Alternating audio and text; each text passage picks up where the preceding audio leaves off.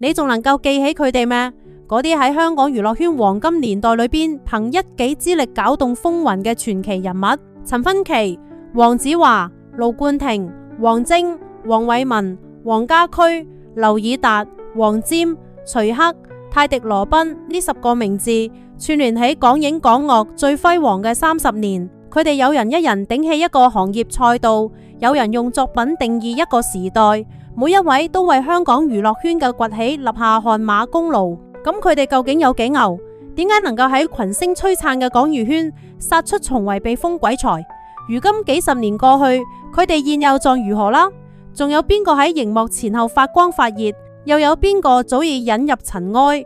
過上咗不為人知嘅生活？今日阿珍就逐一解鎖呢10位鬼才嘅傳奇人生與晚年秘辛。No.1全能俠客陳勳奇，導演裏邊最會配樂嘅飛車指導，抗癌後重出江湖。喺香港電影圈，陳勳奇嘅全才標籤無人能及。佢係導演裏邊最出色嘅配樂，配樂裏最出色嘅製片，製片裏邊最出色嘅飛車指導，飛車指導裏邊最出色嘅編劇，編劇裏邊最著名嘅演員，演員裏邊最成功嘅導演之一。咁樣嘅跨界跨度喺整個華語影壇都堪稱奇蹟。15歲就踏入電影圈做配樂嘅陳勳奇，年輕嗰陣曾經包攬香港70%電影嘅配樂工作，效率高到3個星期就能夠完成一部電影嘅配樂創作。佢創作嘅《天地孤影任我行》、《往事蒼茫成雲煙》2首曲子，後來被王家衛嘅《東邪西毒》同周星馳嘅《大話西遊》相繼引用，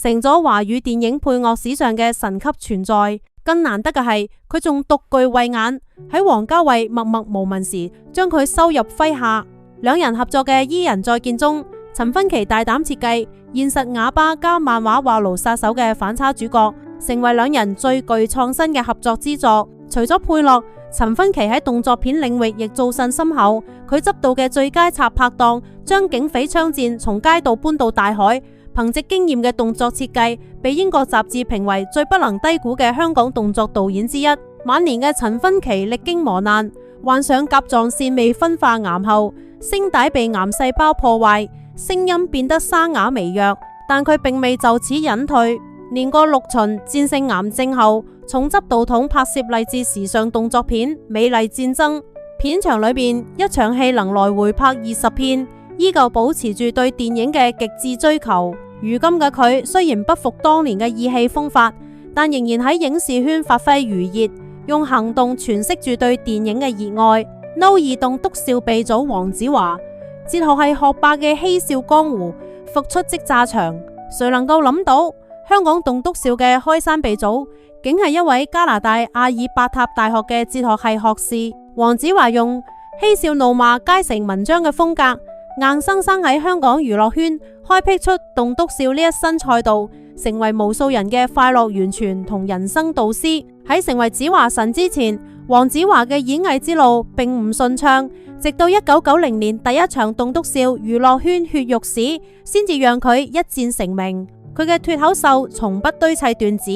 而係借古諷今，將哲學思考融入幽默表達，金句頻出又充滿真誠嘅大智若愚，常常讓觀眾喺喊笑不得中恍然大悟。呢種獨特嘅風格，讓佢嘅棟篤笑長盛不衰，每場演出都一票難求。喺影視領域，黃子華更係 TVB 嘅收視福將，每次復出拍劇都能掀起全城熱潮。佢仲係 TVB 史上唯一一位唔到現場就能奪得視帝嘅演員，呢份殊榮足以證明佢嘅國民度與實力。近年嚟，淡出熒幕許久嘅佢依舊江湖有傳說。如今嘅黃子華依舊保持住低調嘅生活態度，除咗必要嘅作品宣傳，好少出現喺公眾視野。但只要佢一出手，無論係棟篤笑定係影視作品，總能夠精準戳中觀眾嘅心。呢份封神嘅實力，至今冇人能及。3日賴之音盧冠廷，一生所愛背後嘅低調大師，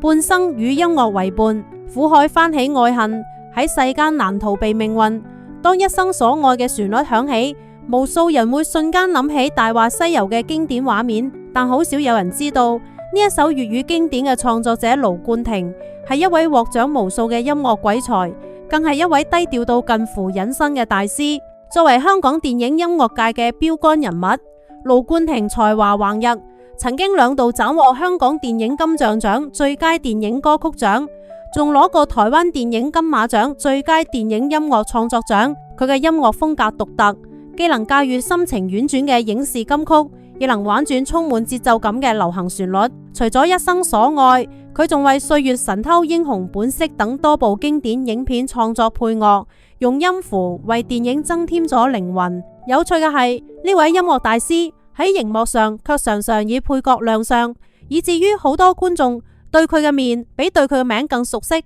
卻忽略咗佢嘅音樂才華。盧冠廷嘅低調貫穿一生，成名後從未刻意炒作，始終專注於音樂創作。如今嘅佢雖然年事已高，但依舊冇放棄對音樂嘅熱愛，偶爾會參與經典歌曲嘅重編與演繹，用溫潤嘅嗓音繼續傳遞音樂嘅力量。每次亮相，佢總能勾起觀眾對港樂黃金年代嘅無限懷念。No 4商業奇才王晶高產導演嘅《江湖俠義》，用票房滋養文藝。提到王晶，有人話佢係爛片之王，有人話佢係香港電影嘅功臣，但不可否認嘅係，呢位香港中文大學嘅高材生，用近200部作品嘅產量，書寫咗香港商業電影嘅傳奇，更用自己嘅方式為香港電影產業輸血。王晶嘅巔峰時期堪稱創作機器，能同時撰寫3個劇本，賭神系列更係成為影響深遠嘅 IP， 不僅定義了香港賭片嘅風格，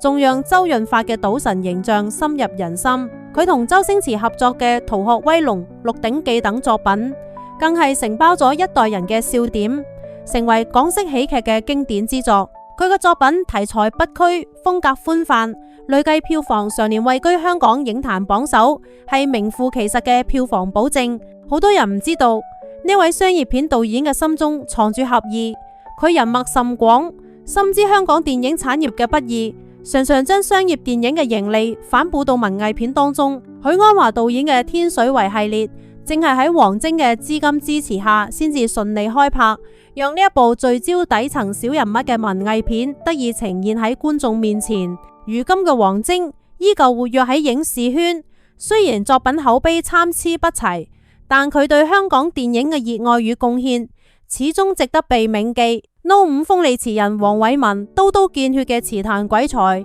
用文字書寫人生。喺香港詞壇，黃偉文同林夕齊名，號稱詞壇雙偉文。如果話林夕嘅詞係潤物細無聲嘅心情，咁黃偉文嘅詞就係刀刀到肉嘅鋒利，直白毒辣又精準，總能一針見血咁戳中人心最柔軟嘅地方。黃偉文嘅填詞風格劍走偏鋒，從不局限於情愛主題，無論係人生感悟、社會現象定係個人態度，都能喺佢嘅筆下變成直擊人心嘅歌詞。佢為楊千嬅寫嘅《可惜我是水瓶座》，道盡了失戀後嘅倔強與不甘；為陳奕迅寫嘅《浮誇》，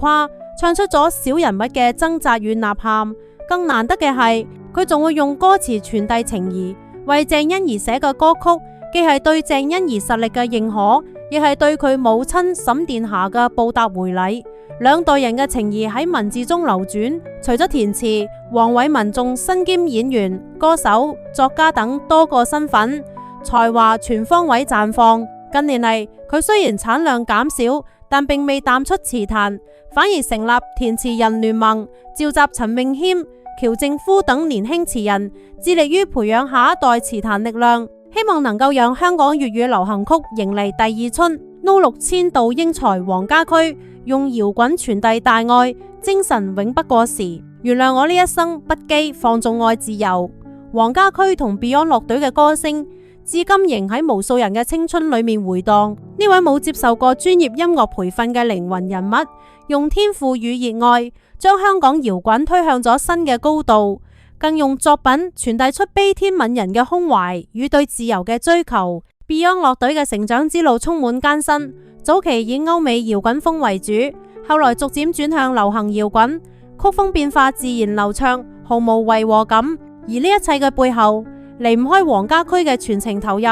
佢基本一手包辦咗樂隊嘅作詞、作曲、編曲與主唱。1990年，佢創作嘅《光輝歲月》向南非人權領袖曼德拉致敬，繽紛色彩閃出嘅美麗，係因佢冇分開每種色彩，成為充滿浪漫色彩嘅鬥爭檄文。風雨中抱緊自由，更係成為旗幟性嘅自由宣言，讓 Beyond 從一支普通搖滾樂隊晉升為具有世界精神嘅音樂符號。1991年，從肯尼亞採風歸來後，黃家駒創作嘅 Amen 呼籲世界和平，讓佢同 Beyond 一度被罩上濟世聖人般嘅光環。遺憾嘅係天妒英才。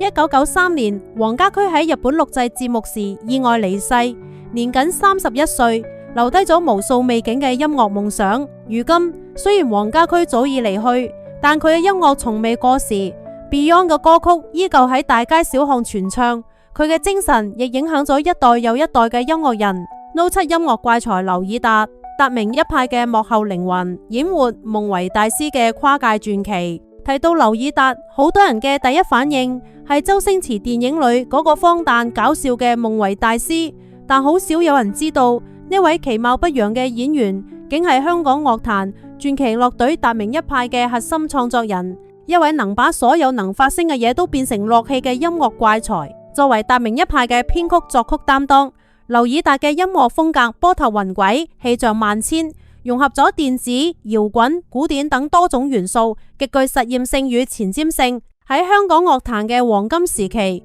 達明一派憑借獨特嘅音樂風格，多次壓制 Beyond， 成為當時最具影響力嘅樂隊之一。而呢個背後，劉以達嘅作曲功不可沒。佢創作嘅《今日應該好高興》、《石頭記》等歌曲，至今仍然係粵語樂壇嘅經典之作，影響咗無數後來嘅音樂人。除咗音樂，劉以達喺影視圈嘅跨界亦都堪稱成功。佢憑借食神中嘅夢為大師，一角深入人心，荒誕嘅表演風格與佢音樂上嘅前衛氣質形成奇妙呼應。此後，佢又參演咗《大內密探》、《零零發》、《喜劇之王》等多部經典影片，雖然大多係配角，但每次亮相都能俾觀眾留下深刻印象。如今嘅劉以達依舊活躍喺音樂與影視領域，偶爾會參與樂隊重組演出，亦會接拍一啲風格獨特嘅影視作品。佢始終保持住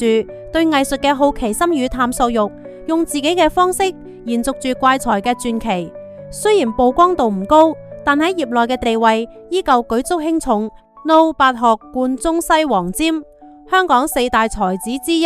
用音符書寫江湖，滄海一聲笑，滔滔兩岸潮。呢首傳唱至今嘅經典金曲，正係出自香港4大才子之一嘅黃霑之手。呢位畢業於香港大學中文系博士班嘅文化大家，學貫中西，涉獵極廣，既能寫出豪放大氣嘅武俠金曲，亦能創作出溫婉動人嘅抒情旋律，更能寫出嬉笑怒罵嘅文學作品，堪稱全能文化人。除咗音樂，黃霑喺文學、主持等領域亦成績斐然。佢出版嘅《不文集》廣受好評，主持嘅綜藝節目風趣幽默，總能用犀利嘅觀點引發觀眾思考。佢嘅一生活得瀟灑坦蕩，敢愛敢恨，正如佢嘅作品一樣，充滿咗生命力與感染力。遺憾嘅係2004年，黃霑因肺癌病逝，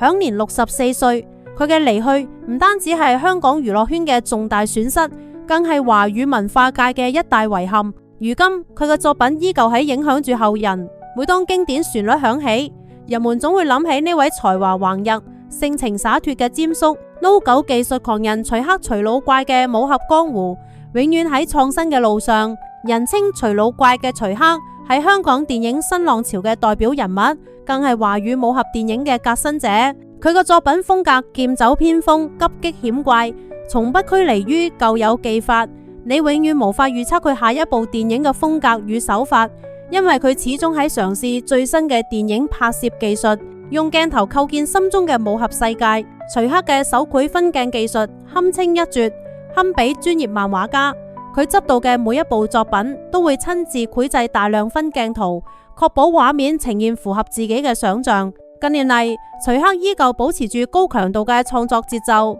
不斷挑戰新嘅題材與技術。從狄仁傑系列嘅懸疑探案，到智取威虎山嘅紅色經典改編，再到長津湖嘅戰爭史詩，佢總能用獨特嘅視覺與手法，俾觀眾帶嚟驚喜。如今已經年過70嘅佢，依舊精力充沛，對電影嘅熱愛同創新嘅執着絲毫冇減退。對徐克嚟講，武俠精神不只係電影中嘅刀光劍影，更係一種不斷突破、永不言敗嘅人生態度。佢用一生嘅創作證明咗老怪不老，傳奇依舊。No 十身殘志兼泰迪羅賓，講如拓荒者、提攜天王嘅小個子巨人泰迪羅賓嘅人生，本身就係一部勵志傳奇。呢位身高不足1.6米嘅藝人，少年時因意外導致身材矮小，但佢憑借頑強嘅意志與出眾嘅才華，成為香港娛樂圈嘅拓荒者，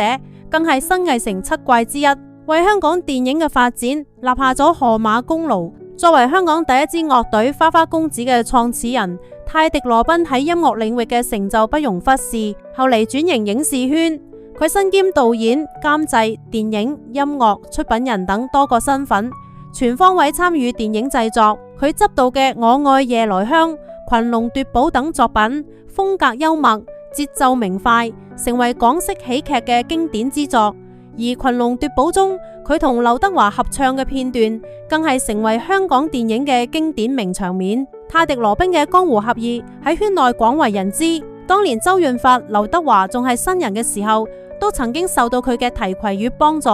佢毫無保留咁分享自己嘅經驗與資源，助力兩位天王一步步走向巔峰。近年嚟，隨住香港電影式微，泰迪羅賓為咗扶植本土產業，選擇復出拍戲，憑藉打擂台斬獲金像獎最佳男配角，用實力證明自己依舊寶刀未老。如今嘅泰迪羅賓雖然年近80，但依舊關注住香港娛樂圈嘅發展，偶爾會參與一啲電影嘅監製工作，為後輩保駕護航。佢用一生嘅經歷話俾我哋聽，身高與身材從來唔係限制，才華與堅持先係成就傳奇嘅關鍵。黃金年代落幕，傳奇永不退色。回望呢10位香港鬼才嘅人生軌跡，就好似翻閱一部香港娛樂圈嘅興衰史。佢哋喺最輝煌嘅年代登場，用各自嘅才華喺影視、音樂、文學等領域開疆拓土，創造咗一個又一個奇蹟，撐起咗港娛嘅半壁江山。